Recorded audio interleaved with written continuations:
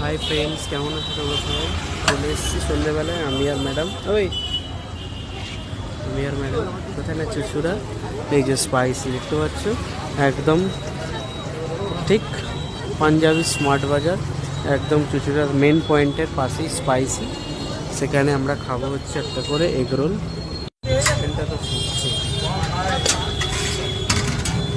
এখানে অর্ডার করেছি একটা পনির রোল আর একটা হচ্ছে চিকেন।